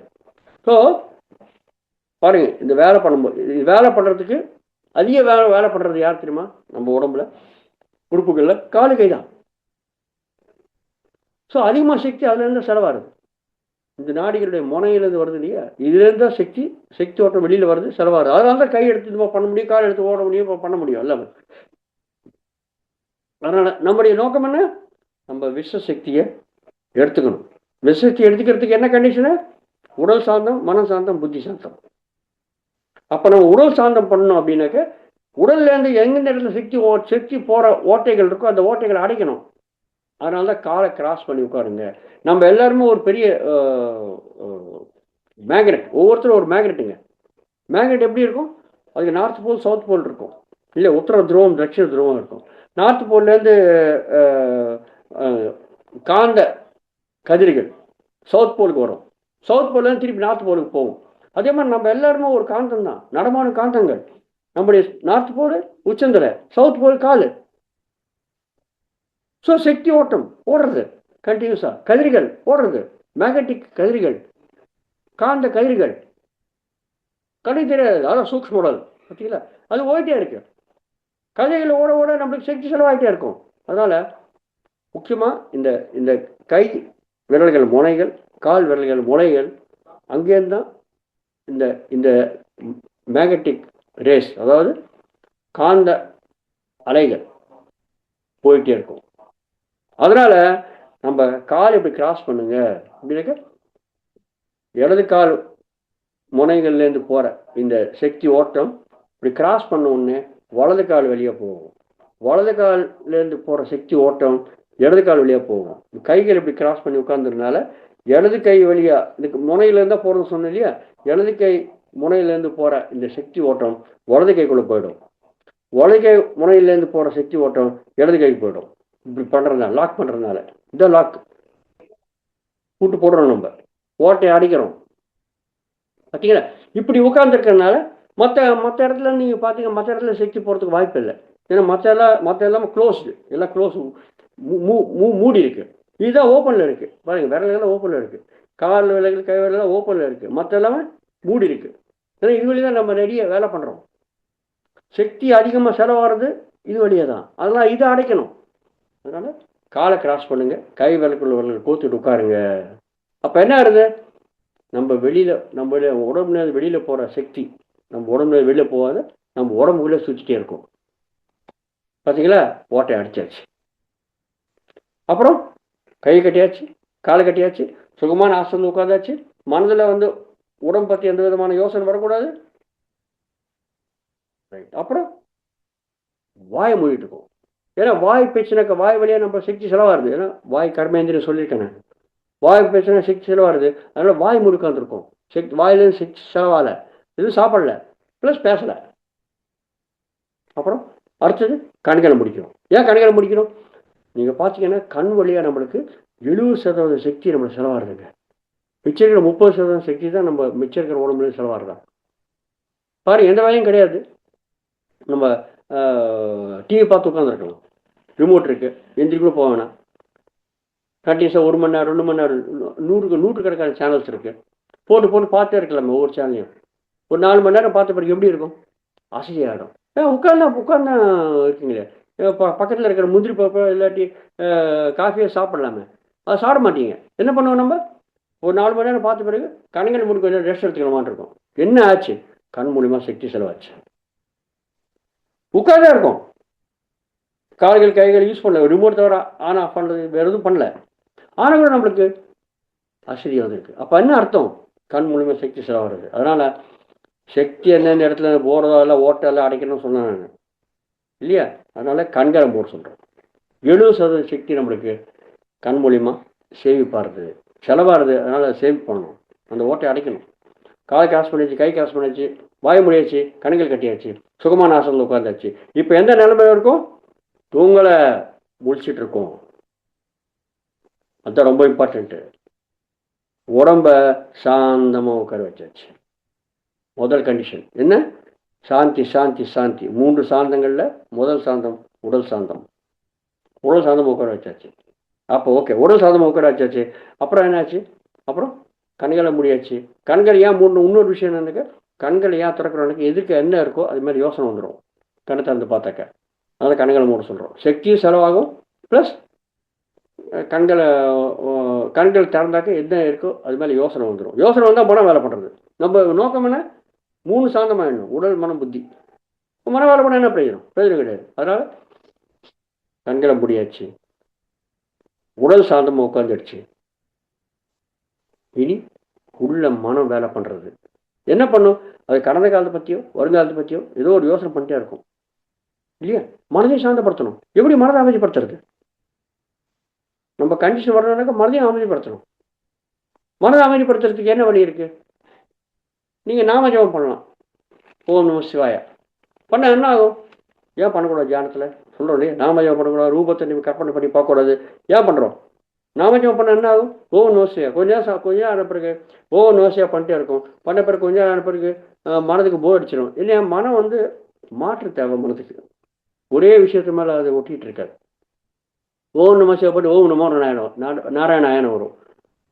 கொஞ்சம் ஓம் நமோ நாராயண பிறகு திருப்பி ஓம் சரண பகவான் வரும், இல்லை ஓ ஜீசஸ் கிறிஸ்டன் வரும். ஏன்னா நிறைய நாமங்கள் இருக்கு. மனதுக்கு மாற்றங்கள் வரதுக்கு வாய்ப்பு இருக்கு. அதனால் நாமஜபம் பண்ணக்கூடாது. இதே மாதிரி எந்த விதமான உருவங்களை கற்பனை பண்ணி பார்க்கக்கூடாது. பிள்ளையார் பிடிக்கும் எனக்கு. பிள்ளையாரை கற்பனை பண்ணி பார்க்கலாமா? பிள்ளையாரை போயிட்டு வெங்கடேஷ் பெருமாள் வருவார். ஏன்னா நிறைய உருவங்கள் இருக்கு. அவர் போன முருகன் வருவார், அவர் போய் ஜீசஸ் கிறிஸ்து வருவார், அவர் போய் கிருஷ்ணன் வருவார். போய் சாய்பாபா வருவார். இந்த மாதிரி எவ்வளோ உருவங்கள் இருக்குது. ஸோ மனதை மாற்றம் வரதுக்கு வாய்ப்பு இருக்குது. அதனால தான் நாம ஜெபம் ரூபங்களை கற்பனை பண்ணி பார்க்காதுங்க. நீங்கள் பார்த்தீங்க மனம் வேலை பண்ணுறது தப்புன்னு கிடையாது, மனம் வேலை பண்ணுறது. அப்போ நீங்கள் தியான நிலைக்கு போக முடியாது. 3 சாந்தமான இல்லையா, மனம் வேலை பண்ணுறது என்ன பிரயோஜனம்? அதனால் நாம ஜெபம் பண்ணாத. ஆனால் கடந்த காலம் பற்றி வருந்த காலம் பற்றி சிந்தனை பண்ணிட்டே இருக்கும், போயிட்டே இருக்கும். அப்போ அதுக்கு என்ன வழி? அதுக்கு என்ன வழி? எனக்கு ஒரே ஒரு வழி, நம்ம மூச்சு மேல் கவனம். அவ்வளோதாங்க. ஏன் மூச்சு மேல் கவனம் வைக்கணும்? மூச்சு மேல் கவனம் ஏன் வைக்கணும்னாக்க, மூச்சுக்கு நாமம் கிடையாது, ரூபம் கிடையாது. மனதுக்கு மாற்றம் வரத்துக்கு வாய்ப்பு இல்லை. அது மட்டும் இல்லாத கண்களை முடியாச்சு, வெளியுலகத்தோட தொடர்பு கிடையாது. வெளியுலக தொடர்பு இல்லைனாக்கா இனிமேல் நம்ம உள்நோக்கி தான் பயணம் செய்யணும். உள்நோக்கி பயணம் செய்யணுனாக்கா உள்ள நிறைய காரியங்கள் நடக்கிறது, எவ்வளவோ காரியங்கள் நடக்கிறது. மனதுடைய ஆணை இல்லாத அந்த காரியங்கள் நடக்கிறது. என்னென்ன காரியங்கள் நடக்கிறது? ஜீரணக்கிரியா. நம்ம சாப்பிட்றோம் இல்லையா, சாப்பிட்ட உடனே ஜீரணமாகிட்டே இருக்குது. ஏன் மனம் சொல்கிறதா? இப்போ இட்லி சாம்பார் சாப்பிட்டே இல்லையா, இட்லி சாம்பார் ஜீரணம் பண்ண ஆரம்பி, உள்ள மிஷின் ஆன் பண்ணு. மனம் சொல்கிறதா? இல்லையே. தானே நடக்கிறது, ஆட்டோமேட்டிக். மனம் சொல்லாது. அதே மாதிரி சுவாசக்கிரியா, நம்ம மூச்சு காற்று உள்ளே இழுக்கிறோம், வெளில விடுறோம், மனமாக சொல்கிறது நடக்கலையே, ஆட்டோமேட்டிக் நடக்கிறது. சப்போஸ் மனம் சொல்லி நடந்தால் என்ன ஆகுங்க? மனம் சொல்லி சுவாசக்கிரியை நடந்தானாக்க இன்னும் அந்த காரியம் தவிர எந்த காரியம் பண்ண முடியாது. ஒரு வாய் சாப்பாடு சாப்பிட முடியாது. பார்த்தீங்களா? அதனால் மனம் சொல்லி நடக்காத காரியங்கள் நிறைய இருக்குது. அதே மாதிரி ரத்தோட்டம், உடம்புல ரத்தம் நெஞ்சு லெவலில் டப் அடிச்சுக்கிறது, ரத்தம் ஃபுல்லாக உடம்புல ஓடிட்டே இருக்கு. மனம் சொல்லி நடக்கிறது. ஓ பா, இந்த மூளைக்கு போ ரத்தமா, அந்த மூளைக்கு போ, தலைமையிலுக்கு போ. மனம் சொல்கிறதா? இல்லையே. அதே மாதிரி நாடி மண்டலத்திலேருந்து வர கமெண்ட்ஸ், ஆணைகள், இதில் மனசில் நடக்கிறதா? இல்லையே. அது மாதிரி கழிவு வெளியேற்றுறது. நம்ம சாப்பிட்றோம், என்னென்ன சாப்பிட்றோமோ, என்ன சாப்பிட்டா கூட ஆட்டோமேட்டிக்காக அது ஜீரணமான ரத்தமாக மாறி கழிவு மூத்திரமா மலமா வெளியாடுறது. மனம் சொல்கிறதா? இந்த கழிவு எல்லாத்தையும் எடுத்து போய் யூரின் பிளேடரில் போடு, இல்லை எடுத்து போயிட்டு பெருங்குடலில் போயிட்டு மலமாக மாற்று. ஓ பெருங்குடல் கொஞ்சம் கொஞ்சமாக மலமாக மாறி பார் பார் பார் பார் பார் சொல்கிறதா? மனம் எங்கேயாவது நடக்காது, ஆட்டோமேட்டிக்காக. பார்த்தீங்களா? ஸோ இந்த மாதிரி காரியங்கள், ரத்தோட்டம், லப்ட அடிச்சுக்கிறது நெஞ்சு, மனம் சொல்கிறதா? அடிச்சுக்கோ லப், அடிச்சுக்கோ டப், அலப் டப், மனம் சொல்கிறதா? இல்லையே. ரத்தோட்டம், நெஞ்சு வேலை பண்ணுறது, ஜீரணக்கிரியா, கழிவு வெளியேற்றிருக்கிறியா, நாடி மண்டல இது, அப்புறம் சுவாசக்கிரியா, இதெல்லாம் மனம் சொல்ல நடக்கிறதுங்க ஆட்டோமேட்டிக்காக. அப்படி யார் சொல்கிறாங்க? யார் சொல்கிறாங்க? நம்ம உள்ளே இருக்கிற அந்த ஆற்றல், அதுதான் ஆன்மா சரீரம் சொன்னோம் இல்லையா, ஆனந்தமய உடல், அதுதான் சொல்கிறது. ஆன்மா சொல்லி தான் நடக்கிறது எல்லாமே. ஆனால் மனம் சொல்லலை. ஓகே, இப்போ கண்ண முடியாச்சு. அப்போ உள்ளே இருக்கிற விஷயங்கள் மேலே தான் நம்ம கவனம் செலுத்தணும். அப்போ இது நிறைய விஷயங்கள் நடக்கிறது, மனம் சொல்லாத விஷயங்கள். மனம் சொல்லாத விஷயம் ஜீரணக்கிரியா. இது எப்படி ஜீரணக்கிரியை நடக்கிறதுன்னு மனம் உணர முடியாது. அதனால் ஜீரணக்கிரியாவை ஆட்டோமேட்டிக்காக நடக்கிறது, மனம் சொல்லாத, அதை ஒதுக்கி வச்சாச்சு. ரத்தோட்டம், மனம் உணர முடியாது. இங்கே ஓடுறது அங்கே ஓடுறது உணர முடியாது. கழிவு வெளியேற்றுறது, மனம் உணர முடியாது. லப்டப் அடிச்சுக்கிறது நெஞ்சு, மனம் உணர முடியாது. நாடி மண்டலேருந்து கமெண்ட்ஸ் வருது, மனம் உணர முடியாது. மிச்சம் இருக்கிறது என்ன? சுவாசம். நம்ம மூச்சு காற்றை உள்ளே இழுக்கிறோம், வெளியில் விடுறோம் என்ற உணர்வு நம்மளுக்கு இருக்குங்க. அதனால்தான் நம்ம மூச்சை கவனி, மனம் கவனிக்கிற வேலை பண்ணுவோம். மனதுக்கு கவனிக்கிற வேலை கொடுக்கலாம் ஈஸியாக. மற்ற எந்த வேலை கொடுத்தாலும் நாம எதை பண்ணால் கூட, நீங்கள் ரூபத்தை பண்ணால் கூட மனம் வேலை பண்ணுறது. ஆனால் இந்த மாதிரி மனம் சொல்லாத விஷயத்து மேலே நீங்கள் கவனம் செலுத்தினாக்க மற்ற விஷயங்களை நம்ம கவனிக்க முடியாது. ஆனால் மூச்சு காற்று கிரியாவை நம்ம கவனிக்க முடியும். அதனால் மூச்சு மேலே கவனம் வை. அப்படி வந்திருக்கோங்க மூச்சு மேலே கவனத்துக்கு. ரைட். இப்போ மூச்சு மேலே கவனத்தை வச்சா என்ன ஆகுது? மூச்சு மேலே கவனத்தை வச்சாக்க மூச்சு காற்று வந்துட்டே இருக்குது போயிட்டே இருக்குது. ஆனால் அதை மனம் சொல்லி நடக்கலை இல்லையா? ஸோ மனம் சொல்லி நடக்காத ஒரு செயல் மேலே நம்ம மனதை வைக்கணும். மூச்சு காற்றுன்றது தானாக நடக்கிற ஒரு செயல். நம்ம வீட்டில் யாராவது பசங்க இருப்பாங்க, பசங்க இருந்தானாக்கா நம்ம என்ன சொன்னாலும் அவங்க கேட்க மாட்டான்னு நம்ம என்ன பண்ணுவோம்? முதல்ல நல்லபடியாக சொல்லுவோம், அப்புறம் கத்தி சொல்லுவோம், அப்புறம் அடித்து சொல்லுவோம், அப்புறம் திட்டி சொல்லுவோம். என்ன பண்ணாலும் கேட்க மாட்டேன்றாங்க. அப்போ பக்கத்தில் இருக்கிறவங்க வச்சு அவங்கள்ட்ட சொல்ல வைப்போம். அதுவும் கேட்க மாட்டேன்றாங்க. என்ன பண்ணாலும் கேட்க மாட்டேன்றாங்க. அப்போ நீங்கள் என்ன பண்ணுவீங்க? விட்டுருவீங்க, அவ்வளோதான். கம்முன்னு இருப்பீங்க. அதே தான் இங்கே நடக்கிறதுங்க. மனம் சொல்லி மூச்சு காற்று நடக்கலை. என்ன பண்ணாலும் மூச்சு காற்று. நீங்கள் மூச்சு மேலே கவனம் வை, மூச்சு மேலே கவனம் வை. புத்தியை பயன்படுத்தி மூச்சு மேலே கவனம் வை. மனம் என்ன பண்ணும்? கடந்த காலத்தை பற்றி வருங்காலத்தை பற்றி சிந்தனைகளை ஓட ஆரம்பிச்சிடும். நீங்கள் என்ன புத்தியை பயன்படுத்தி எடுத்து இழுத்து மூச்சு மேலே கவனம், மூச்சு மேலே கவனம் வை.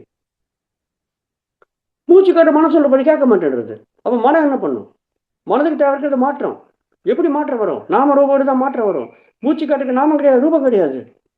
அந்த மாதிரி இருக்கும்போது மனம் எங்கே போகும்? நீ புத்தியை பயன்படுத்தி எந்த எந்த சிந்தனை பண்ணாலும் அதை எடுத்து வீழ்த்து வந்து மூச்சு மேலே கவனம், மூச்சு மேலே கவனம். அது மூச்சு காட்ட மனம் சொல்லி கேட்க மாட்டேங்குது. அப்போ மனம் என்ன பண்ணும்? எப்படி நம்முடைய பசங்க என்ன சொன்னாலும் கேட்கலன்னு நம்ம அப்படியே காமன் இருந்து அவன் கர்மத்துக்கு அவன் போட்டோம்ப்பா, எப்படி போட்டோம் அப்படி நம்ம கம்முன்னு இருப்போமோ, அதே மாதிரி மனதுக்கு கூட போர் அடிச்சுட்டு நான் சொல்கிற பேச்சு கேட்குற மூச்சை நான் யோசனை பண்ணானாக்கா நீங்கள் புத்தியை பயன்படுத்திட்டு திருப்பி மூச்சு மேலே கவனம் வைக்க சொல்கிறீங்க. மனம் இங்கேயும் போக முடியாத, அங்கேயும் போக முடியாத, மூச்சையும் கவனிக்க முடியாத, கம்முன்னு இருக்கும். கம்முன்னு இருக்கிற அர்த்தம் என்ன? மனம் எந்த விதமான வேலை பண்ணாத இருக்கும். அப்படின்னா என்ன? எந்த விதமான யோசனை பண்ணாத இருக்கும். அப்படின்னா என்ன?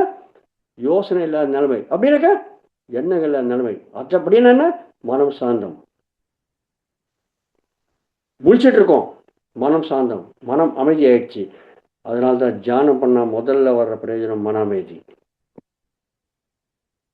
பார்த்தீங்களா மாஸ்டர்? ஸோ இப்போ என்ன பண்ணியிருக்கோம்? கையை கட்டி, காலை கட்டி, வாயை கட்டி, கணை கட்டி, உடல் சாந்தமாக உட்கார வச்சாச்சு. மூச்சு மேல் கவனத்தை வச்சு மனதை சாந்தமாக உட்கார வச்சாச்சு. புத்தி இருக்குது. புத்திக்கு என்ன வேலை? உடல் சாந்தமாக இருக்குது, மனம் சாந்தமாக இருக்குது. மனதை சமாச்சாரம் போனதானே புத்தி முடிவு எடுக்கணும். அப்போ புத்திக்கு என்ன வேலை? புத்தி தானே சாந்தமாயிடும். அப்போ முழிச்சிட்டு இருக்கோம், தூங்கலை, உடல் சாந்தமாயிடுச்சு, மனம் சாந்தமாயிடுச்சு, புத்தி சாந்தமாயிடுச்சு, மூன்றுமே சாந்தமாயிடுச்சு. சாந்தி சாந்தி சாந்தி. எப்போ இந்த மூணுமே சாந்தமாயிடுச்சோ ஓம்ன்ற விசக்தி வரும். அதான் ஓம் சாந்தி சாந்தி சாந்தி சொன்னோம் இல்லையா? இந்த ஓம்ன்ற விசக்தி விழிப்புணர்வோடு இருக்கோம். நம்ம ஆழ்ந்த தூக்க நிலைமை என்னாச்சு? அந்த தூக்க நிலைமை நம்ம விழிப்புணர்வு உட்காந்து எடுத்து வந்திருக்கோம். அப்போ நம்ம பர்மிஷன் இருக்கு இல்லையா? அப்போ விசசக்தி உச்சந்தலையிலேருந்து வந்து, அப்பயும் உச்சந்தலையிலேருந்து வரும் வந்து ஃபோர்ஸா, ஏன்னா விழிப்புணர்வு உட்காந்துருக்கும். அப்பயும் ஆழ்ந்த தூக்க நிலைமையும் ஃபோர்ஸாக தான் வரும். ஆனால் அந்த அடைப்படை க்ளீன் பண்ணாது, ஏன்னா பர்மிஷன் கிடையாது. ஏன்னா நம்ம தூங்குறோம். இப்போ விழிப்புணர்வு இருக்கிறதுனால, பர்மிஷன் இருக்கிறதுனால ஃபோர்ஸாக வந்து அந்த பிளாக்ஸ், சூக்ஷ்ம இருக்கிற அந்த பிளாக்ஸ் அதை க்ளீன் பண்ண ஆரம்பிக்கும். எப்படின்னாக்கா ஓவர் டேங்க் இருந்துச்சோம்னா, ஓவர் டேங்க்லேருந்து 10 மாடி மேலே ஓவர் டேங்க் இருக்குது. அந்த ஓவர் டேங்க்லேருந்து பைப் கேன்ஸ் எடுத்து வந்து கோலா ஓப்பன் பண்ணாக்க என்ன ஆகும்? ஃபோர்ஸாக தண்ணி வரும். அதே மாதிரி விசசக்தி முழு ஃபோர்ஸோட வந்து அந்த அடைப்பை க்ளீன் பண்ண ஆரம்பிக்கும். நம்ம காவலில் இருக்கிற தண்ணி போனோன்னு என்ன பண்ணுவோம்? நம்ம பெரிய பக்கெட் எடுத்து ஃபோர்ஸாக விட்டு அடிப்போம் இல்லையா? அதே மாதிரி தான் நடக்கிறதுங்க. விசக்தி வந்து அந்த அடைப்பை ஃபோர்ஸாக வந்து க்ளீன் பண்ண ஆரம்பிக்கும். அது க்ளீன் பண்ணும்போது என்ன ஆகும்? நம்மளுக்கு பெயின்ஸ் வரும். ஏன் பெயின்ஸ் வருது? வருதுனாக்க நான் சொன்னேன், நீங்கள் பண்ண கர்மாவை நீங்கள் அனுபவிச்சு தான் ஆகணும். கெட்ட கர்மாவை, ஹிம்சை பண்ண கர்மாவை. அதனால தான் இந்த அடைப்பு வந்திருக்கு. நல்ல கர்மா சித்திரத்தில் பதிவாயிட்டு, நல்ல கர்மா நம்ம சலுகை ரூபத்தில், வசதி ரூபத்தில் வரும். கெட்ட கர்மா நம்மளுக்கு வியாதியாக மாறி அடைப்பாக மாறுறது. அதை க்ளீன் பண்ணனாக்க நீங்கள் அனுபவிச்சா தீர்த்துக்க முடியும். எப்போ இது ஃபாஸ்ட்டாக வருதோ இந்த பெயின்ஸ் வரும். அந்த வலி வரும்போது அந்த வலிகள் நீங்கள் கண்ணை மூடி தாங்கிக்கணும். ஏன்னாக்க நம்மளுக்கு வைத்தியம் நடக்கிறது உள்ள. அந்த வைத்தியம் நடக்கும்போது நம்ம ஏதாவது டாக்டர் போயிட்டு இந்த புண்ணு இருக்குது இப்போ பண்ணானாக்கா அவரே மட்டும் கட்டி எடுத்து க்ளீன் பண்ணி தான் பண்ணுவேன். கத்தி எடுத்து க்ளீன் பண்ணக்கூடாது, வேணாம் வேணாம் வேணாம் போய் வெளிக்கிறது. அந்த வெளியே தாங்க வேண்டியதாக இருக்கும். வேணாக்கா அவங்க இப்போ போதை மருந்து கொஞ்சம் கொஞ்சம் கொடுப்பாங்க அந்த இடத்துல. ஆனால் கூட அது ஆன பிறகு கம்மியான பிறகு வெளியே வந்துடும் இல்லையா, தாங்கியே ஆகணும் இல்லையா. ஆனால் இப்போ என்ன நடக்கிறது, இந்த சூக்ஷ்ம உடல் இதில் இருக்கிற அடைப்புகள் விழிப்புணர்வோட உட்கார்ந்து மூச்சு மேல் கவனத்தை தியானம் நமக்கு பண்ண பிறகு மூன்றுமே அமைதியாகி, உடல் மனம் புத்தி மூன்றுமே அமைதியான பிறகு விசக்தி ஃபோர்ஸை வந்து அந்த சூக்ஷ்ம இருக்கிற அடைப்புகளை க்ளீன் பண்ணும்போது நம்மளுக்கு பெயின்ஸ் வரும்.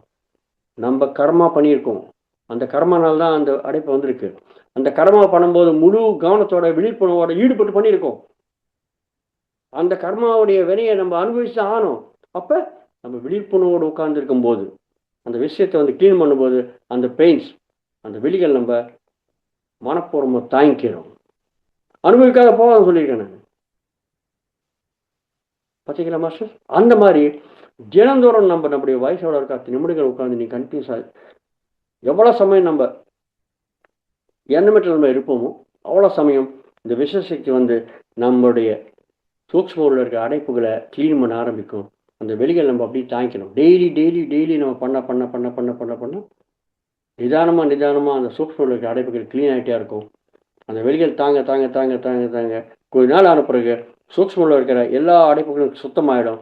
அந்த சூக்ஷ்ம உள்ள அடைப்புகள் சுத்தமாக சுத்தமாக வியாதி அங்கே இருக்க சொல்லியிருக்கேன், இங்கே இல்லை, வேறு அங்கே, தண்ணி அங்கே ஊற்றணும், இன்ஜெக்ஷன் அங்கே கொடுக்கணும், மருந்து அங்கே கொடுக்கணும். சூக்ஷ்ம உள்ளுக்கு சோழ உள்ள கிடையாது. ஸோ அதுக்கு விழிப்புணர்வு உட்காந்து நம்ம தியானம் பண்ணாக்க அந்த இடத்துல சுத்தமாக சுத்தமாக சுத்தமாக நம்மளுடைய சோழ உடலில் இருக்கிற அந்த வியாதி குணமாகுங்க. அந்த மாதிரி நம்ம சிம்பிளாக தியானம் பண்ணி எந்த வியாதியாவது நிவாரணம் பண்ணிக்கலாம். அதுதான் தியானம் சர்வ ரோக நிவாரணி. எந்த வியாதியாவது சரி, கேன்சராவது சரி, ஏதாவது சரி, நம்ம முழு கவனத்தோட சரியான முறையில் நம்ம மூச்சு மேல் கவனத்தை வச்சு, சரியான முறை என்னன்னு அப்புறம் தெரிஞ்சுக்கலாம். ஓகே, சரியான முறையோட மூச்சு மேல் கவனத்தை வச்சு நம்ம தியானம் பண்ணிங்க. எண்ணமேற்ற நம்மளை எடுத்து வர முடிஞ்சுது.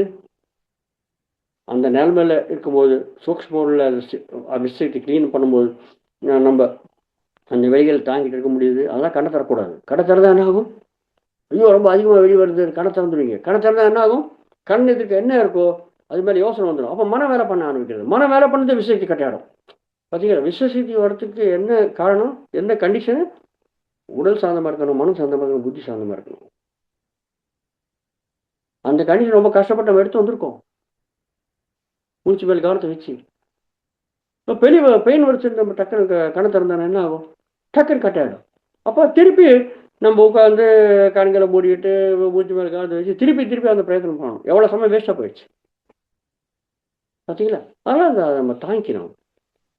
நீங்கள் அனுபவிக்காத நீங்கள் கர்மா பலன் நீங்கள் தீர்த்து கட்ட முடியாது. அனுபவிச்சு ஆகணும். மாஸ்டர், நம்மளுக்கு 2 சாய்ஸ் இருக்குது, 2 வழிகள் இருக்குது. ஒன்று, நீங்கள் தியானம் பண்ணி சிம்பிளாக மூச்சு மேல் கவனத்தை வச்சு விழிப்புணர்வோடு இருக்கும்போது அந்த விஷசக்தியை எடுத்துன்னு வந்து அந்த நம்ம சூக்ஷ்ம உள்ள இருக்கிற அந்த அடைப்புகள் க்ளீன் ஆகும்போது அந்த பெயின்ஸை நீங்கள் கண்களை மூடி அனுபவிக்கிறீங்களோ, அப்படி நீங்கள் கர்மாவை தீர்த்து கட்டிக்கிறீங்களோ, இல்லை என்னால் முடியாது அப்படின்ட்டு கண்களை திறந்து நீங்கள் டாக்டர்கிட்ட போயிட்டு மருந்தில் எடுத்துக்கிட்டு மாத்திரை எடுத்துக்கிட்டு அறுவை சிகிச்சை பண்ணிக்கிட்டு எல்லாம் பண்ணிவிட்டு நீங்கள் அந்த வியாதியை தீர்த்துக்கிறீங்களோ, உங்கள் விருப்பம் மாஸ்டர்ஸ். ஆனால் ஒரு விஷயம் நம்ம நினைவு வச்சுக்க வேண்டியதாக இருக்குது. என்னன்னாக்கா, நீங்கள் மருந்து சாப்பிட்டீங்க, முதல்ல அந்த மருந்துனால ரியாக்ஷன் அதிகமாக இருக்கும். ஆனால் நீங்கள் தியானம் பண்ணாக்க ரியல் ஆக்ஷன். உங்களுக்கு ரியாக்ஷன் வேணுமா ரியல் ஆக்ஷன் வேணுமா நீங்கள் முடிவு பண்ணிக்கோங்க. ஓகே, பரவாயில்ல, ரியாக்ஷன் வந்தாலும் பரவாயில்ல, நான் மருந்து எடுத்துக்கிறேன் அப்படின்ட்டீங்க. மருந்து எடுத்துக்கினீங்க, என்ன ஆகும்னாக்க நீங்கள் உங்கள் கர்மா பலனை அனுபவிக்காத நீங்கள் அதை ஒத்தி வைக்கிறீங்க. எங்கே ஒத்தி வைக்கிறீங்க? அடுத்த பிறவிக்கு போயிடுங்க. அடுத்த பிறவி போனால் என்ன ஆகும் சொன்னான்னு அசலோட வட்டி அதிகமாகிடும். உங்கள் முழு விருப்பம் இருக்குது. எப்படி நீங்கள் விரும்புகிறீங்களோ. உங்களுக்கு முழு சுதந்திரம் இருக்குது. இந்த ஆன்மாக்கு எல்லாம் முழு சுதந்திரம் இருக்குது. நம்ம எதோட பண்ணலாம். ஸோ சிம்பிளாக தியானம் மூலியமாக நீங்கள் உட்காந்து தியானத்தில் உட்காந்து நீங்கள் இந்த வெளிகளை அனுபவிச்சுட்டு முக்கியமாக கெட்ட கர்மாவுடைய பலங்களை நீங்கள் சுலபமாக தீர்த்து கட்டுறீங்களோ, இல்லை தியானம் பண்ணாத எல்லார்கிட்ட போயிட்டு டாக்டர் போயிட்டு அவங்ககிட்ட போயிட்டு இவங்ககிட்ட போயிட்டு எல்லா மருந்து எடுத்துக்கிட்டு அந்த கர்மா பலனை நம்ம அனுபவிக்காத அதை நீங்கள் ஒத்தி வச்சு அடுத்த பிறகு எடுத்துன்னு போய் அசலோட வட்டி அதிகமாகிட்டு நீங்கள் அனுபவிக்கிறீங்களோ, அவங்க அந்தந்த ஆன்மாவுடைய விருப்பம். ஆனால் நீங்கள் முழு கவனத்தோட சரியான முறையில் நீங்கள் தியானம் பண்ணீங்க, கட்டாயம் நீங்கள் எந்த விதமான வியாதியாவது சரி நீங்கள் குணப்படுத்திக்கலாம். அதனால்தான் சொல்கிறது தியானம் சர்வ ரோக நிவாரணி. நிவாரணியனாக்க எல்லாத்தையும் எடுத்து கட்டிடுறது, அவ்வளோதான். மூடிடும், இழுத்து கட்டிடும். சர்வரோகம் ஆனால் எந்த ரோகமாகுது, தியானத்து மூலியமா எந்த ரோகத்தையாவது நம்ம தீர்வு காணலாம். தியானம் சர்வ ரோக நிவாரணி. எப்போ அந்த ரோகம் நிவாரணிச்சு முழு ஆரோக்கியம் வந்துடுச்சு. அதான் ஆரோக்கியம்தான் மகாபாகியம். பார்த்தீங்களா மாஸ்டர், இந்த மாதிரி நம்ம தியானத்து மூலியமா எந்த விதமான ரோகத்தையாவது வியாதியாவது நம்ம நயப்படுத்திக்க முடியும். நான் சொன்னதில் 2 சாய்ஸ் இருக்கு. ஒன்று தியானம் மூலியமா சிம்பிளாக பண்ணிக்கோங்க, இல்லை தியானம் பண்ணாத மருந்து மாற்றம் எடுத்துக்கிட்டு அந்த ரோகத்தை அப்படி சித்தத்தில் பதிவு பண்ணிட்டு, ஏன்னா முழுசாக அனுபவிக்கலையே நீங்கள், அனுபவிக்க அடுத்த பிறகு எடுத்துன்னு போங்க, உங்கள் இஷ்டம். இப்போ நல்ல கர்மா பண்ணாக்க நல்ல பலன் வருது, அதை அனுபவிச்சிடுறோம். அப்போ யாரும் கவலைப்படுறது கிடையாது. ஆனால் கெட்ட கர்மா பண்ணனால ஹிம்சை கர்மா நல்லது நல்ல கர்மானா கெட்ட கர்மானா, ஒரு உயிரினத்துக்கு நீங்கள் இன்பத்தை கொடுத்தீங்க, அது நல்ல கர்மா. துன்பத்தை கொடுத்தீங்க, அது கெட்ட கர்மா. அவ்வளோதாங்க, சிம்பிள். ஓகே. ஸோ நல்ல கர்மாவுடைய பலன் நம்ம அனுபவிக்கும் போது ஜாலியாக இருப்போம், ஏன்னா அதை பற்றி கவலை கிடையாது. கெட்ட கர்மா அனுபவிக்கும் போது அழுவ ஆரம்பிச்சிருவோம். ஸோ அதுக்கு உங்களுக்கு இந்த வழி இருக்குது. சிம்பிளாக தியானம் பண்ணி நீங்கள் தீர்த்து கட்டிக்கிறீங்களோ, இல்லை தியானம் பண்ணாத திருப்பி நம்ம இன்னொரு பிறகு நீங்கள் போஸ்ட்போன் பண்ணிக்கிறீங்களோ, போஸ்ட்போன் பண்ணீங்க, அசலோட வட்டி அதிகமாகிடும். ஜாகிரதையாக விழிப்புணர்வோடு இருக்கணும். நம்மளுக்கு முழு சுதந்திரம் இருக்குது, எல்லா ஆத்மாவுக்கும் முழு சுதந்திரம் இருக்குது. அவங்க இஷ்டத்துக்கு அவங்க போகலாம். ஆனால் வழி காட்டுறது தான் நம்மளுடைய பொறுப்பு. பயணம் செய்ய வேண்டியது அந்தந்த ஆன்மா பண்ண வேண்டிய முடிவு. அதனால் வழிதான் காட்ட முடியும், பயணம் செய்கிறது உங்களுடைய முடிவு. தியானம் சர்வ ரோக நிவாரணி, ஆரோக்கியம்தான் மகா பாக்கியம். ஓகே மாஸ்டர்ஸ், இதோட நான் நிறுத்திக்கிறேன்.